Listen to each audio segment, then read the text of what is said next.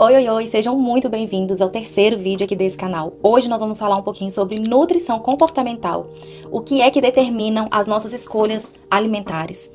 Esse vídeo aqui, ele é para você que precisa entender um pouco sobre o que é fome real, o que é vontade de comer, diferença sobre comer e alimentar. E também você que precisa entender um pouco mais dos seus sinais, os sinais internos do seu corpo. Também vamos falar para você que é nutricionista, estudante de nutrição, que precisa entender um pouquinho mais seus pacientes e saber como absorver essas informações deles e como aplicar a nutrição comportamental.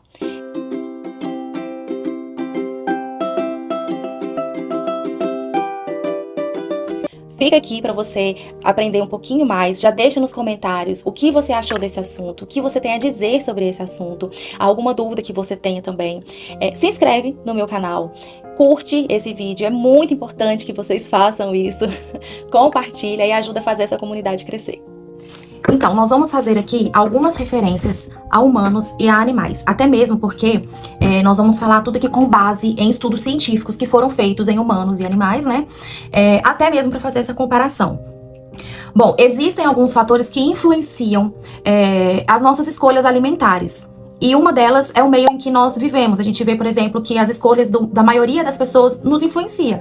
Dos nossos amigos, da nossa família, seja comida açucarada ou comida com menos açúcares, mais gorduras, menos gorduras. Às vezes até assim, hoje eu não ia sair para comer, mas alguém me chamou, então eu vou sair para comer. Então o meio que a gente vive sempre influencia. Também a nossa criação. A gente vê que a gente é o que os nossos pais são ou nos ensinam a ser.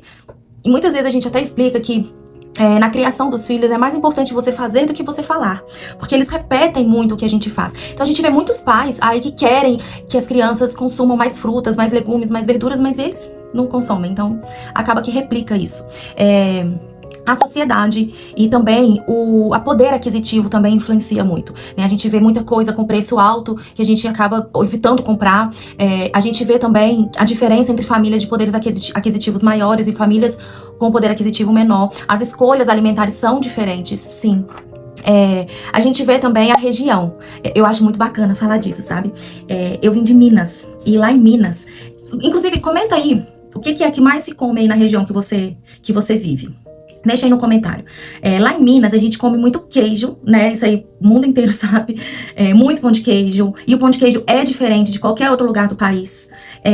Muito doce de leite. Ai, que delícia. Muito bom. Feijão tropeiro. Gente, a comida de Minas é muito gostosa. Muito gostosa. Carne de porco também é muito comum. Pelo menos lá na cidade que eu morava, né? Porque Minas também é muito grande. E aí eu mudei aqui pro Pará, e quando eu cheguei aqui, a primeira coisa assim que me assustou mesmo foi ver o pessoal comendo farinha no café da manhã. Eu não entendo, porque café da manhã pra mim ou era pão, ou era queijo, ou era pão de queijo, ou era bolo. Isso pra mim era café da manhã, né? Fruta, nem pensar. Mas enfim, e aí eu vi o pessoal comendo farinha com carne. Meu Deus, que loucura, aquilo pra mim era comida de almoço, né? E aí depois eu vim entender e conhecer e me apaixonar pelo cuscuz, que pode se fazer como se fosse um bolo, né? Assim, mais durinho, mas pode também fazer ele um pouco mais esfarelado, como se fosse uma farinha mesmo, e comer com carne, com queijo. Ai, gente, com ovo, eu amo cuscuz mesmo, de verdade. E é uma comida tão saudável e tão barata e tão boa. Mas enfim, então a região influencia muito, né? E você vê também que, olha como que é a diferença.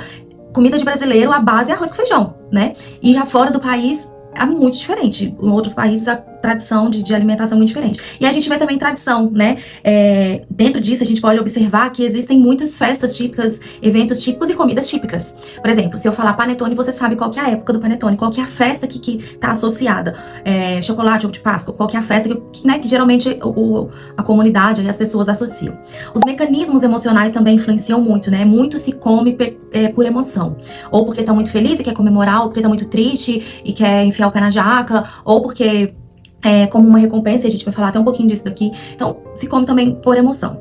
Nós temos hormônios que modulam também as nossas escolhas alimentares. Um deles é a insulina. Temos também o peptídeo YY, a dopamina, a leptina, enfim, são vários hormônios que nos ajudam nessa modulação também. E a gente percebe que durante a evolução da espécie, o homem passou a fazer escolhas na alimentação. Eu vou citar, por exemplo, aqui a carne vermelha. A carne vermelha, eu tô falando assim dos primórdios, era consumida de forma crua. Agora imagina você consumir carne crua, carne vermelha crua. Hoje a gente entende que é necessário o calor para que todos os micro-organismos morram, né? A gente coma a carne limpa. Mas antigamente, quando ainda não tinha o fogo e tudo mais, era consumido crua. E a gente percebe que a comida foi evoluindo, né? O trigo foi evoluindo. Enfim, tem várias evoluções alimentares. E aí o homem passou a conhecer, entender e escolher o seu alimento. Já a gente percebe essa diferença nos animais. Os animais, eles não evoluíram. O animal, ele come pelo instinto ou pela oferta, né? A gente tem os animais domesticados que comem pelo que é ofertado. Então, por exemplo, você tem um gato castrado, por exemplo, você vai entrar com a dieta de gato castrado. Você tem um cachorro cardiopata, você vai entrar com uma dieta de cachorro cardiopata. E eu tô citando os exemplos daqui de casa. Mas, enfim, a gente percebe que o animal, por exemplo, o animal de rua, ele come pelo instinto. O que ele vê ali que tem disponível, ele come. O animal selvagem segue o instinto. E aí você já percebe aí a diferença, né, do humano e do animal. Eu citei aqui sobre o sistema de recompensa, né? Nós temos uma semelhança com relação aos animais. Só que nós humanos, nós temos o autocontrole. E aí a gente consegue controlar ou não, né, esse sistema de recompensa. Esse sistema de recompensa, ele é modulado pela dopamina, mas nós conseguimos controlar de forma consciente. Os animais não, eles pedem por um padrão de reforço. Eu vou citar aqui, por exemplo, no caso dos animais, a Princess, que é a minha cachorrinha. Ela teve algumas situações que ela passou, emocionais, durante a minha gestação, durante a perda da mamãezinha dela, e aí ela tava descontando isso na comida, então às vezes ela parava de comer, ela não queria comer, e às vezes ela percebia que eu ia dar um jeitinho pra ela comer, e esse jeitinho vinha em forma de patê ou em forma de algum petisco, e aí ela acabou ganhando muito peso. Então você percebe que o animal, ele tem essa percepção, né, do sistema dela de recompensa, um padrão de reforço pra fazer com que ela se alimente, e o animal acaba se esbarrando nisso. Mas lembrando que é sempre a oferta. O animal, ele não vai atrás do alimento, não domesticado, né? Quando vai atrás é por instinto, mas é a oferta. O humano não, o humano ele mesmo é que providencia ou não essa recompensa. O humano tem esse autocontrole. No caso do animal, se eu colocar o patê, ele vai comer. O humano pode colocar ou não o patê. Conseguiu entender essa diferença? Bom, nós temos também a memória alimentar, que é medida pelo hipocampo. O hipocampo é uma região menorzinha, que fica no centro do cérebro, mais embaixo, mais assim embaixo e no centro. Ali nós temos memórias episódicas, que fazem com que a gente faça algumas escolhas. Então, por exemplo, se você vai ter ou não comida, que aí você consegue fazer aí uma reserva, né, por exemplo. Quem deixa do almoço pro jantar, entendeu? Um exemplo assim. Também ingestão calórica, né? A gente consegue fazer esse controle também. Tipo assim, se eu ingerir muito pela manhã, eu consigo ingerir menos à tarde, menos ainda à noite. Então a gente consegue fazer esse controle. Um exemplo muito bom é quem é intolerante à lactose. Ele consegue trazer dessa memória episódica aí que certos alimentos vão fazer mal pra ele, né? Vão causar aí os desconfortos que os intolerantes têm. Meu Deus, são tantos desconfortos que nós temos. É muito ruim ser intolerante à lactose. Os celíacos também, né, que tem essa intolerância aí ao glúten, também consegue fazer essas escolhas por essas memórias episódicas. Bom, nós temos também as escolhas pelos alimentos hiperpalatáveis. Aqueles alimentos que são ricos em açúcares, ricos em gordura. Sabe esses alimentos gostosinhos? Sorvete, chocolate, doce, enfim. Fritura, um pastel, um sanduíche. Esses alimentos hiperpalatáveis, eles também têm um fundamento aí para essas escolhas. Eles nos trazem uma sensação, né, uma relação aí com o bem-estar. E essa relação, pelo sistema opioide endógeno, nos leva a um conforto. E é por isso que a gente acaba consumindo nesses momentos esses alimentos hiperpalatáveis. A gente tem também o hormônio cortisol, né, que é o hormônio do estresse. Quando ele tá assim mais elevado, a gente acaba fazendo essas escolhas também por esses alimentos. A nossa saciedade, ela também é controlada pela leptina, mas a gente precisa entender os sinais desse hormônio. E a gente só consegue entender quando a gente consegue ter uma alimentação assim, um pouco mais controlada, comer um pouco mais lento, evitar distrações. Tem gente que come mexendo no celular, enfim, assistindo. Eu nem posso falar muito que eu adoro assistir quando eu como. Quando eu tô em família não, mas quando eu como sozinha eu adoro assistir. Oh, meu Deus, misericórdia. Mas quando você segue a dieta e sabe a quantidade que você tem que comer, aquilo ali acabou, né? O problema é quando você não segue dieta, você tem que ser controlado pela leptina, pela sua saciedade, aí você tá assistindo ou mexendo no celular enquanto come, você acaba comendo ali sem perceber e tá comendo, e tá comendo, e tá comendo. E não percebe essa saciedade. Por isso, eu quero até abrir um parêntese aqui para as mães, os pais, os avós, os cuidadores. Entenda os sinais de saciedade da sua criança e respeite. Não faça a criança comer até o final se você encheu o prato da criança e ela não tá conseguindo comer. Tem que respeitar a saciedade da criança. Então, assim, às vezes a criança não tem culpa. Às vezes a culpa é nossa mesmo. Então, tem vezes que você percebe que a criança encheu a boca, ali já é um momento de saciedade. Às vezes a criança fala que não quer mais, que já tá cheia, tá satisfeita. Então, a criança tá entendendo o sinal do corpo dela. A gente é que precisa entender também, né?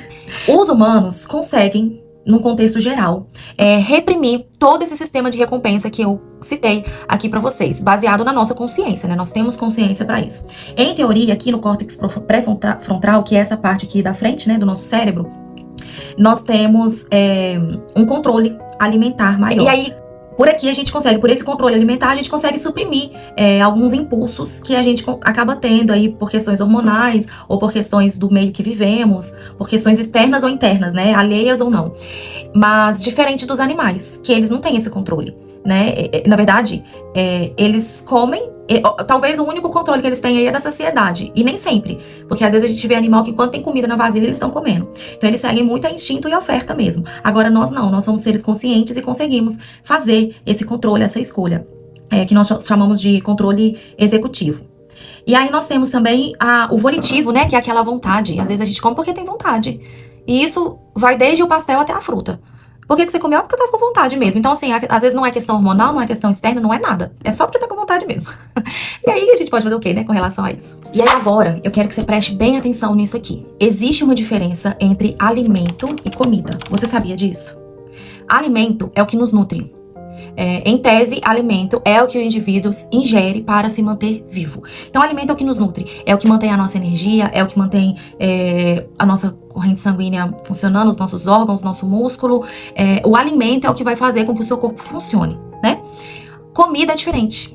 Comida já diz respeito a uma identidade, a uma religião, a uma região, a um propósito diferente, determinado aí pela pessoa, pela sociedade ou pelo grupo. Então, você tem aí o poder de escolher o equilíbrio, né? Então, a gente vê assim, por exemplo, é uma pessoa que gosta muito de refrigerante, que gosta muito de sanduíche, de pizza, sei lá, de feijoada, enfim. Não deixam de ser alimentos, porque tudo que a gente ingere, de alguma forma, vai nos ajudar de alguma forma. Nem que seja para energia para o nosso corpo, né? Mas a gente consegue agora entender de forma consciente, usando o nosso cérebro, que nós que somos seres evoluídos, conseguimos entender a diferença entre alimento e comida. E aí a gente não precisa excluir um ou excluir outro, a gente precisa manter o equilíbrio entre um e outro. Porque o alimento, ele nutre o nosso corpo, e a comida, às vezes, ela pode nutrir o nosso sentimento. E tá tudo bem, não tem por que não consumir. Só que a gente tem que entender que para que a gente se mantenha vivo, se mantenha saudável, às vezes é necessário fazer uma escolha maior por alimentos, né? Aí, no nosso dia a dia. E aí, gente, a nutrição comportamental, ela inclui aí algumas técnicas, são técnicas de comportamento, técnica cognitiva, comportamental, enfim. Equipe multidisciplinar, às vezes é necessário ter o nutricionista e o psicólogo, às vezes a gente tem também na equipe o psiquiatra, o endócrino, enfim. Às vezes é necessário uma equipe multidisciplinar para que seja feita aí a aplicação dessas técnicas. Não é um estudo recente, nutrição comportamental não é uma novidade no mercado. Existem estudos sendo feitos desde a década de 80 para que a gente chegue aí em conhecimentos mesmo para ajudar os pacientes. A gente consegue ajudar pacientes que têm transtornos alimentares, que sofrem, né, com bulimia, anorexia, aqueles que têm compulsão alimentar, seletividade alimentar, obesos. A gente consegue trabalhar também na nutrição comportamental, pacientes, até esportistas, sabia? Nutrição esportiva também pode englobar aí a nutrição comportamental. E a gente tem também pacientes patológicos, né? Oncologia, na área oncológica, na área renal, pacientes hipertensos, diabéticos, enfim. Todos, na área clínica no geral, assim, a gente consegue trazer aí a nutrição comportamental e fazer com que esse paciente tenha hábitos melhores que vão trazer mais saúde mesmo para o paciente. Que às vezes é necessário fazer um ajuste mesmo para mudar os hábitos alimentares, mudar as práticas, a relação com a comida, e tudo isso a gente faz na nutrição comportamental. Então você que é paciente, que sofre de algum transtorno ou que tá obeso, lembrando que obesidade é uma patologia, tá? É uma enfermidade. Você que tá num tratamento oncológico, num tratamento renal, diabético, hipertenso, Ou você que é esportista e precisa melhorar aí os hábitos alimentares para alcançar alguma diferenciação aí na sua energia, no seu corpo, na massa muscular, na flexibilidade, enfim, no geral. A nutrição comportamental é para você. Você precisa saber entender o seu corpo, saber ouvir os sinais, você precisa saber entender os seus hormônios, o que é que você está sentindo, o que é que você está precisando. Você precisa saber essa diferença entre se alimentar e comer, que é diferente. E você precisa também saber falar, mostrar isso. Não esconde isso do seu nutricionista. É necessário falar, porque se você falar, você vai ter ajuda. E você, nutricionista, é importante que você ouça, é importante que você entenda. Muitas vezes na consulta a gente quer muito ensinar e ouve pouco, né? Então, às vezes, o próprio paciente tem muito a dizer. Às vezes a gente consegue entender aí a relação do paciente com a comida, ou com a patologia que ele tem, ou com algo que ele precise, apenas em ouvir. Então a gente precisa saber ouvir e saber fazer as perguntas certas também pra gente ter as respostas que a gente precisa. Então é importante você fazer uma boa anamnese para que você consiga ter boas respostas do seu paciente e aí você consiga direcionar o tratamento do seu paciente para que ele tenha uma relação melhor aí com a comida, com o alimento, com o comportamento e com a saúde no geral, né? Então é isso, espero ter ajudado vocês em mais um assunto que eu amo, amei esse assunto. Tem muita coisa para ser falada sobre isso, aqui não foi falado quase nada mesmo. Mas espero que vocês tenham gostado. De novo, eu peço que vocês me sigam, curta, comentem, compartilhem, me ajuda. Eu tenho também minhas redes sociais, gente. Meu Instagram, meu Facebook, me segue lá, tá bom? Beijo, fica com Deus. Tchau, tchau.